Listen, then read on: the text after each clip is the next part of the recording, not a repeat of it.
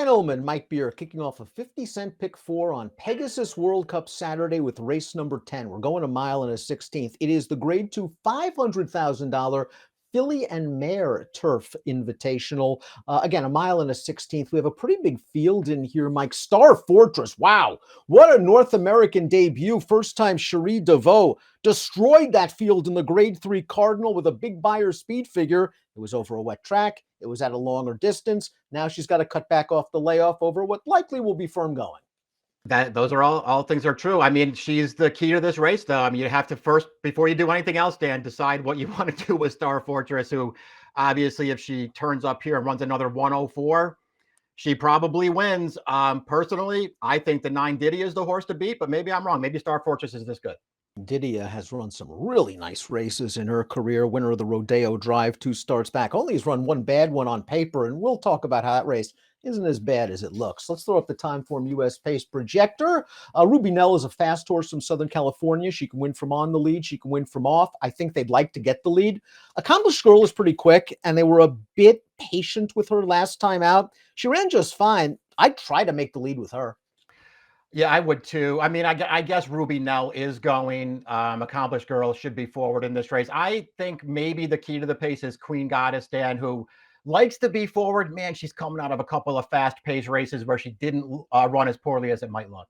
Cairo Consort is the number one in here. She's likely to be coming from the back of the pack. She's had good success at Gulfstream Park in the past, multiple stakes winner on the surface. And her last race, the Tropical Oaks, I think we have to view it as a prep. It was her first race since Kentucky Derby week. She was running on at the end.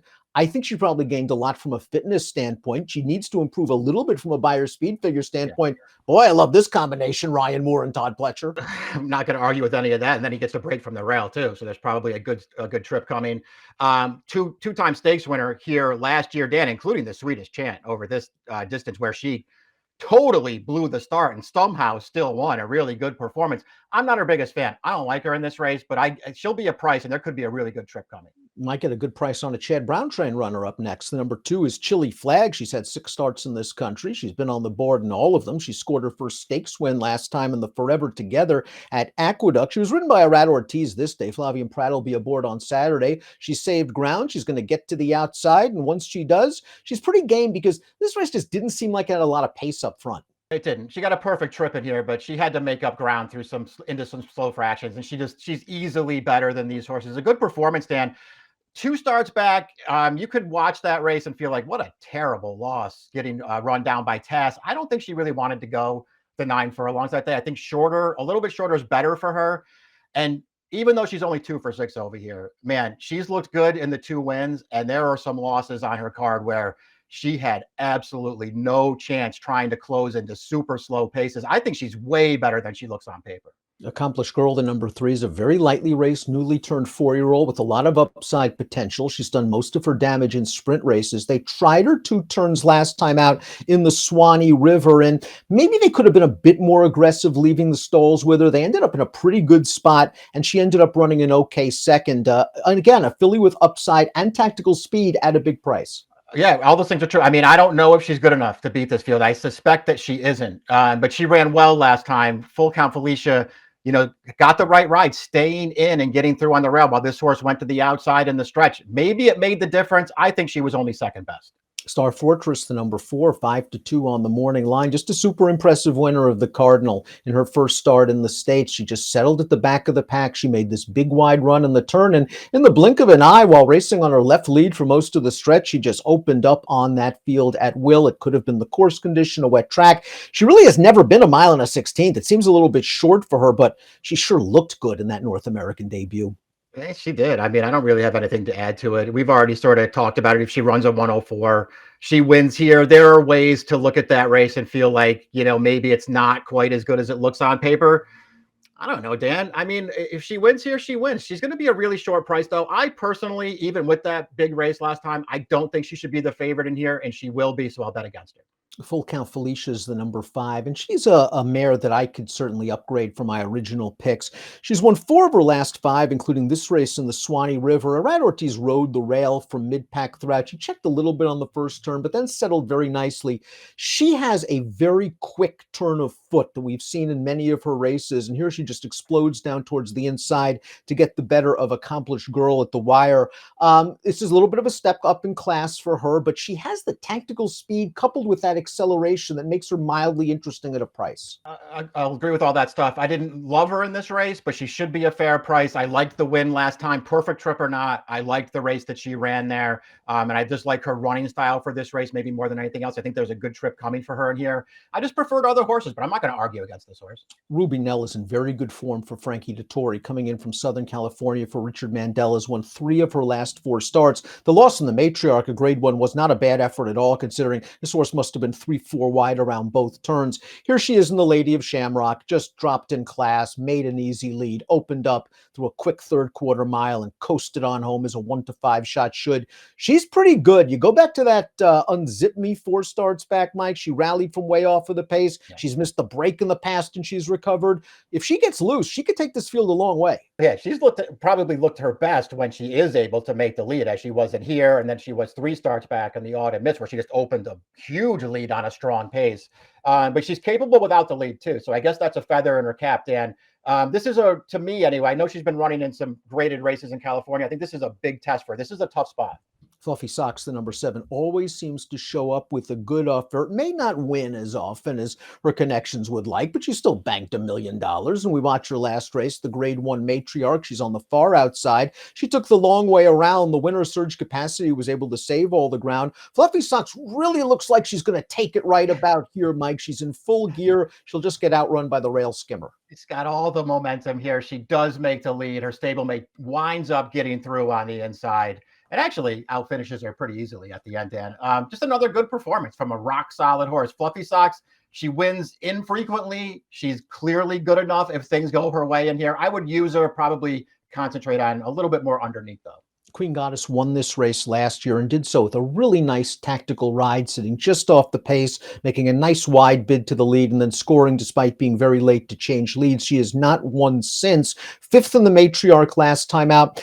I was more disappointed in her races like the Gamely and the Goldakova, and I know the latter came off of a little bit of a layoff. In the Gamely 3-back, she looked like she was on her way to win, and she didn't even finish second. I mean, that's true. I just thought, Dan, that when I went back and looked at the Goldakova the race 2-back, that pace was fast, man. She wanted to go forward. The pace was fast. She kept after it. She took over, and a pretty good closing remarks came and ran her down at the end. I thought she ran great 2 starts back. Her Matriarch wasn't as good, but it's another race. The pace was solid. She couldn't get anywhere near the lead. She's wide around the final turn, and she just couldn't quite get herself into contention. I think she didn't run great in her last 2 starts, but I think she's run fine with things that worked against her, and she can get a better trip this time. Didia might be the horse to beat, the number 9, because she won 5 of her first 6 starts in North America. The only loss coming in a kind of wonky edition of the New York Stakes, a race where there was no pace whatsoever. She was really up against it, and she was a very game second that day. They ran her in the Breeders' Cup Filly and Mare Turf last time out. The running line doesn't look good. Trust me. She ran in that race. She just ran into a much tougher field. Yeah, I mean, just had no chance trying to come from the back in there. I mean, she never lost any ground in that race, but they just were not coming back for her in there. That's not a bad performance at all. And you mentioned the prior, the prior starts over here. She should have been undefeated in North America on the way into the Breeders' Cup last time, and she ran fine. I get it. There's no flashy figure on her page. To me, she's the horse to beat. Sister Lou Ann finished 3rd in the Swanee River last time out behind Full Count Felicia. I thought she had everything her own way that day. She got to the lead. She was able to back it down on the backstretch, and she was just no match for the top 2. She's another one with good tactical speed. She's fairly consistent. She's going to be a good price. I don't want to knock her too much, but she's going to have to improve. Yeah, I'm with you. I don't really like her in this spot. I think even if she had won last time, and there's an argument to make she should have won last time, but even had she won that race, I wouldn't like her back in here. I have a feeling that the 11 Mission of Joy might have a nice 4-year-old campaign for trainer Graham Motion. We haven't seen her since the Queen Elizabeth II Cup for 3-year-old fillies going 1.1 miles. And she got wired by a very good horse in Mauge, who came back to run second in the Breeders' Cup Mile against older males with a 105 buyer. I think John Velasquez could have made the lead with this horse in here, decided to opt for the pocket. Mission of Joy staying on at the end, just couldn't sprint home with the pace setter. Really game here, chasing a horse who's really, really good that they conceded to. She's not losing any ground here, Dan. She just can't catch. And even the horse that comes and gets her for second, that's a really good horse, too.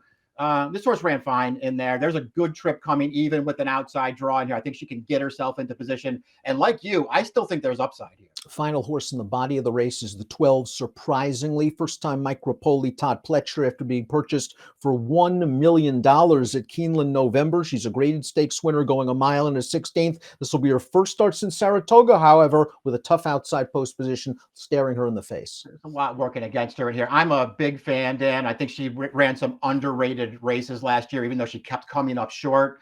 This post is no bargain. She should be a really good price in this race, too. I'll try to get her in there somewhere. I'm not using her on top.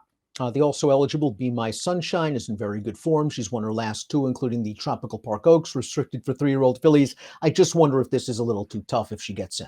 Just needs to improve again if she gets into this race for sure. Let's take a look at our top selections. Kicking off the first leg of a 50-cent pick four at Gulfstream, you're going with Chili Flag. Very consistent, good tactical speed, and a price for Chad Brown, and Chad's due at Gulfstream. Just think she's underrated, Dan. If she can get the right trip in here, I think she'll kick hard through the stretch in here. I don't want Star Fortress. I get it. Maybe she's the best horse and she'll just win. I don't want her as the favorite. I think Diddy is the horse to beat. I put her second.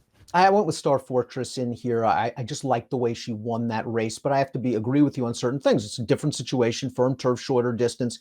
I just like the way she won that race. I want to try to get, though, Mission of Joy into it, because I do think that Motion, who is one of the greatest trainers off layoffs in the business, is going to have this horse in a pretty good spot early under Johnny Velasquez. 2,984 for Mike, 4,1196 for me. Pegasus World Cup filly and mare turf on Saturday. Good luck.